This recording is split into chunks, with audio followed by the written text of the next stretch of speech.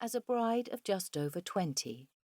She was lovely, as only an Irish woman can be, having that in her bearing that betokened quiet pride, having that in her eyes that betokened great longing, having that in her body that betokened happy promise, the archetype of the very perfect woman, whom creating God has found good.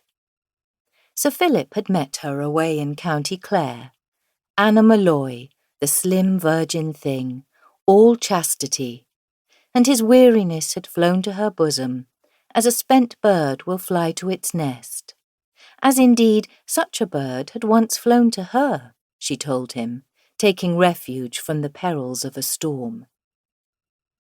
Sir Philip was a tall man and exceedingly well-favoured, but his charm lay less in feature than in a certain wide expression, a tolerant expression that might almost be called noble, and in something sad yet gallant in his deep-set hazel eyes. His chin, which was firm, was very slightly cleft, his forehead intellectual, his hair tinged with auburn. His wide nostriled nose was indicative of temper, but his lips were well modelled and sensitive and ardent. They revealed him as a dreamer and a lover. 29 when they had married, he had sown no few wild oats, yet Anna's true instinct made her trust him completely. Her guardian had disliked him, opposing the engagement, but in the end she had had her own way. And as things turned out, her choice had been happy, for seldom had two people loved more than they did. They loved with an ardour undiminished by time. As they ripened, so their love ripened with them. Sir Philip never knew how much he longed for a son, until, some 10 years after marriage, his wife conceived a child. Then he knew that this thing meant complete fulfilment, the fulfilment for which they had both been waiting.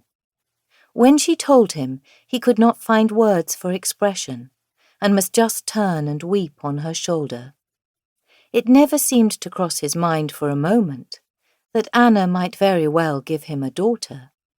He saw her only as a mother of sons, nor could her warnings disturb him.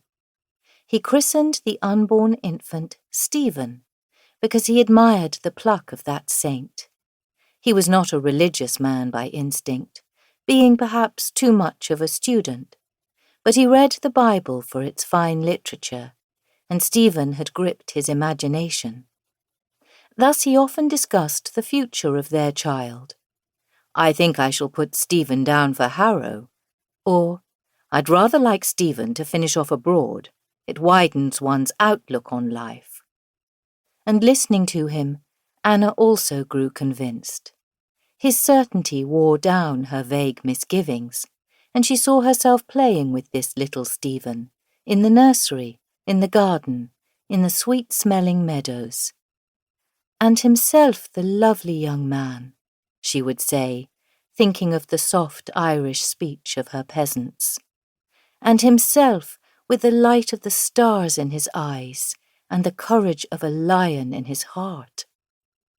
When the child stirred within her, she would think it stirred strongly because of the gallant male creature she was hiding.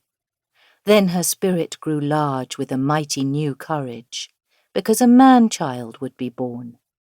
She would sit with her needlework dropped on her knees, while her eyes turned away to the long line of hills that stretched beyond the Severn Valley. From her favourite seat underneath an old cedar, she would see these Malvern hills in their beauty, and their swelling slopes seemed to hold a new meaning. They were like pregnant women, full-bosomed, courageous, great green-girdled mothers of splendid sons. Thus, through all those summer months, she sat and watched the hills, and Sir Philip would sit with her. They would sit hand in hand. And because she felt grateful, she gave much to the poor, and Sir Philip went to church, which was seldom his custom, and the vicar came to dinner, and just towards